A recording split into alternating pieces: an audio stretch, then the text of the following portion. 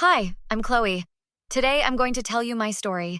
But before I continue, please share, and subscribe to hear more stories like this. It all started 3 years ago when I met Jason. He was charming, successful, and seemed like the perfect guy. We dated for a year, got married, and 9 months later, our beautiful son Ethan was born. That's when everything changed. He has your eyes, Jason said, cradling Ethan in the hospital. But your smile, I replied, exhausted but happy. Mom's going to be thrilled. She's been texting me every hour asking for updates. I smiled weakly. That's nice. What Jason didn't know was that his mother, Diane, and I had a complicated relationship from the start. She'd always been polite in front of Jason, but cold when we were alone. Jason tells me you're planning to breastfeed, Diane said during her first visit to see Ethan. Yes, I am, I replied, trying to sound confident. I formula-fed Jason, and he turned out just fine. Better than fine, actually. Doctor said he was the healthiest baby he'd ever seen. That's great. I'm just doing what works for us. Of course, dear. You modern mothers and your trends. I just hope you don't regret it when he develops allergies. Jason walked in with coffee. What are you two talking about? Just mom stuff, Diane said with a smile that didn't reach her eyes. The tension only grew as weeks passed. Diane would stop by unannounced, always when Jason was at work. I brought some soup, she said one afternoon. You look tired. Not sleeping well? Ethan's still waking up every few hours, I explained, letting her in. Jason slept through the night at 3 weeks. Maybe you're picking him up too quickly when he cries. You need to let babies self-soothe. The pediatrician actually recommended responding promptly to his needs. Diane laughed. Doctors these days, they make everything so complicated. In my day, we trusted our instincts. I am trusting mine, I said firmly. She ignored me and walked to Ethan's room where he was napping. Oh, look at my precious grandson. Please don't wake him, I whispered. It took forever to get him down. But she was already reaching into the crib. Ethan startled awake and began crying. There, Diane cooed, picking him up. Grandma's here, Ethan cried harder, his little face turning red. He's probably hungry, I said, reaching for him. Diane turned away slightly. I know how to hold a baby, Chloe. I raised one, remember? Yes, but he needs to eat, and I need to feed him. She reluctantly handed him over. You know, Jason never cried like this. Maybe you should talk to the doctor about colic. When I told Jason about these visits, he seemed confused. Mom's just trying to help, Chloe. She raised me alone after Dad died, and she's excited to be a grandmother. I know, but she criticizes everything I do, and she doesn't respect my boundaries. She means well. Just give her a chance, okay? I tried for Jason's sake. But things came to a head when Ethan was 6 months old. It was Sunday dinner at Diane's house, a weekly tradition Jason insisted we keep. Let me hold my little prince, Diane said, reaching for Ethan as soon as we arrived. Ethan, who had become wary of his grandmother's grabby hands, turned his face away and clung to me.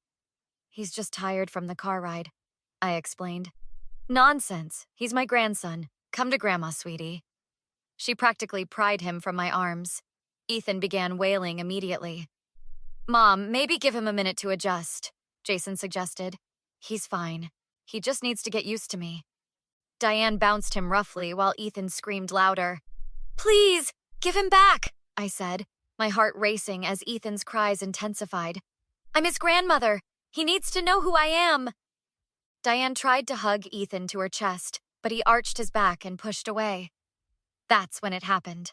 As Ethan squirmed, Diane's large diamond rings scraped across his cheek, leaving angry red marks. Ethan's scream turned piercing. Blood beaded along the scratch. Oh my God! I grabbed him from her arms.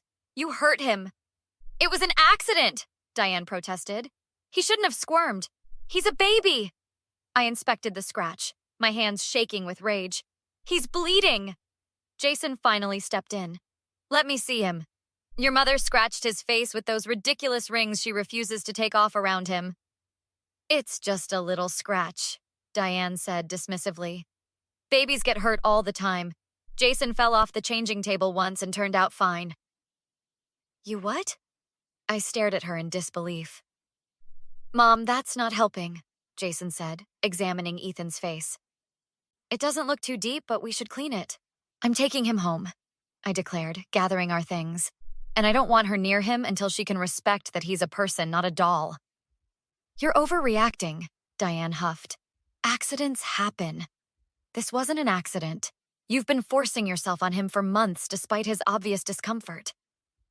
Jason looked torn. Chloe, let's just calm down. Are you coming with us or staying here? I asked bluntly. The drive home was tense. Jason kept trying to minimize what happened. Mom feels terrible. She would never intentionally hurt Ethan. That's the problem, Jason. She doesn't think about anyone but herself. She doesn't care if Ethan is comfortable or what I say as his mother. She raised me alone. She's not used to having her parenting questioned. She's not parenting. She's undermining me at every turn. The next day, Diane called while Jason was at work. Chloe, I want to apologize for yesterday. How's my little angel's face? Her tone sounded sincere, but I wasn't buying it. It's healing. Look, Diane, I need you to understand that when I set boundaries for Ethan, they need to be respected. Of course, dear, I completely understand. I brought some special cream for his scratch. I can come over now. Today's not good. Ethan has a doctor's appointment. A lie, but I needed space. I could drive you. The scratch should be looked at by a professional. We're fine, thanks. I'll talk to you later. I hung up before she could protest. When Jason got home, he brought flowers. Peace offering? Mom wants to have dinner this weekend to make things right. I'm not ready for that. Chloe, she's family. And Ethan is our son. His safety comes first. It was an accident. Our first major fight as parents erupted. Jason couldn't understand why I was so upset, and I couldn't understand why he wasn't. That night, my friend Megan came over while Jason sulked in the garage. So his mom scratched the baby's face and he's defending her? Megan asked, appalled. Exactly. And now he wants us to have dinner with her this weekend like nothing happened. That's messed up. What are you going to do? I don't know. I feel like I'm going crazy. Am I overreacting? Hell no. Listen, my sister went through something similar with her MIL. It only got worse until she put her foot down. How did she do that? She stopped trying to convince her husband and just set boundaries herself. When the MIL crossed them, there were consequences. No arguments, no discussions. I thought about this approach. Maybe trying to get Jason to see Diane's behavior was the wrong strategy. The next day, Diane showed up unannounced again. I brought lunch, she said cheerfully, pushing past me into the house. Diane, I told you yesterday wasn't a good time, and today isn't either. Don't be silly. I'm here now, and I want to see my grandson. He's napping. She headed toward his room anyway. I'll just peek in. I stepped in front of her. No, you won't. Ethan is sleeping, and I need you to leave. Excuse me? She looked shocked. From now on, you need to call before visiting, and if I say it's not a good time, you need to respect that. I'm family. I don't need permission to see my grandson. Actually, you do. You're in my home, and Ethan is my child. Wait until Jason hears about this. Please do tell him. I've already told him these boundaries, and he agrees. Another lie, but I needed to present a united front. Diane's face hardened. I see what you're doing. You're trying to turn my son against me. I warned him about women like you. Women like me? Gold diggers who get pregnant to trap men. I laughed incredulously. I have my own career, Diane. I don't need Jason's money. This isn't over, she threatened, storming out. When Jason came home, he was fuming. My mother called me crying. She said you kicked her out. I asked her to leave because she tried to wake Ethan from his nap after I told her not to. She drove across town to bring you lunch. I didn't ask her to, and I told her yesterday that today wasn't good. She's trying, Chloe. No, she's bulldozing, and you're letting her... More fighting ensued. This pattern continued for weeks. Diane would overstep, I would enforce boundaries, and Jason would take her side. Then came Ethan's first birthday party. I wanted a small gathering with friends who had babies Ethan's age. Jason insisted his mother be involved. Fine, I conceded. But tell her the party is for Ethan, not her chance to show off as grandmother of the year. The party started well. Our friends arrived with their children, and Ethan was having fun playing with the other babies. Then Diane arrived, carrying an enormous gift and wearing those same rings. "Where's my birthday boy?" she called loudly, interrupting the calm atmosphere. Ethan, recognizing her voice, hid behind my legs. "Hi, Diane," I greeted her. "Thanks for coming. We're just letting the kids play before cake." "I brought him a ride-on car. Let's open it now." "We're opening gifts after cake, actually. But mine is special. He should enjoy it during the party." My friend Megan stepped in. "The kids are having so much fun together. Let's not interrupt their flow. I'm Megan, by the way." Diane barely acknowledged her. "I'm Ethan's grandmother.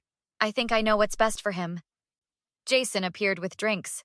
"Mom, you made it." "Jason, tell Chloe to let Ethan open my gift now. It's the best one here." I saw Megan's eyebrows raise. Other parents were exchanging glances. "Mom, we have a schedule. Gifts come after cake," Jason said, surprising me with his support. Diane looked stunned. "Since when do babies follow schedules?" "Since their parents decided what works best for them," another dad chimed in, clearly uncomfortable with Diane's behavior. Diane huffed and grabbed a drink. For the next hour, she made loud comments about how, in her day, birthday parties weren't so rigid and how Jason had loved opening gifts immediately. When cake time came, I helped Ethan into his high chair while everyone gathered to sing. Diane pushed her way to stand directly beside Ethan. "Grandma will help you blow out the candles, sweetie." Ethan, startled by her sudden proximity, began to whimper. "He's fine, Diane. Let's give him space," I said quietly. Everyone sang happy birthday, and Ethan, despite his initial wariness, smiled at the attention. As he reached curiously for the flame, Diane suddenly lunged forward to blow it out herself. Her movement frightened Ethan, who jerked back, bumping his head on the high chair. He began wailing. "Now look what you've done," Diane said accusingly. "If you'd let me help him properly—" "That's enough!"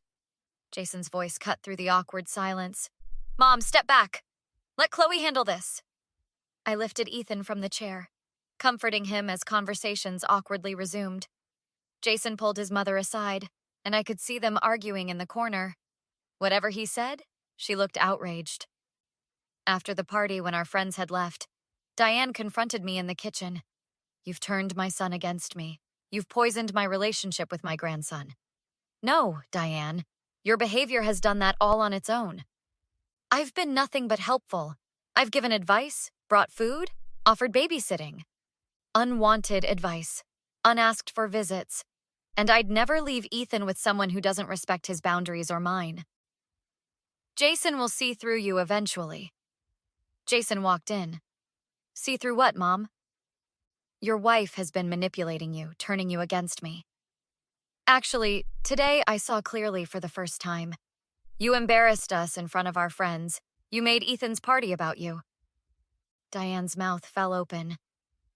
"You can't mean that." "I do. And until you can respect Chloe as Ethan's mother and my wife, I think we need some space." "Space? From your own mother?" Diane's voice rose. "After everything I've sacrificed for you?" "That's exactly what I'm talking about. This guilt-tripping has to stop." Diane stormed out, slamming the door. The following weeks were tense but transformative. Jason finally saw what I'd been dealing with. We agreed on boundaries, scheduled visits only, no criticism of our parenting, and absolutely no physical contact with Ethan unless he initiated it. Diane didn't take it well. She called Jason's siblings, cousins, and even his boss, spinning tales of how I'd stolen her son and grandson. Most saw through her drama, but it created awkward situations. 3 months after the birthday incident, Diane showed up at our door unannounced, demanding to see Ethan. "We told you, Diane. Scheduled visits only," I reminded her. "This is ridiculous. He's my blood. And he's our child. These are our rules." "Jason!" she called past me. "Jason, talk some sense into her." Jason appeared behind me. "Mom, we agreed on this together. If you can't respect our boundaries, you need to leave." "Fine, I'll take this to court. Grandparents have rights too." That was her big mistake. When she actually filed for grandparent visitation rights, her history of boundary violations and the incident with the scratch came to light. The judge was unsympathetic, especially when our friends testified about her behavior at the birthday party. She lost the case and had to pay our legal fees. But the real consequences came from her community. Word spread about the lawsuit, and her bridge club, church group, and neighborhood friends began distancing themselves. No one wanted to associate with a grandmother who had scratched her infant grandson and then sued for visitation.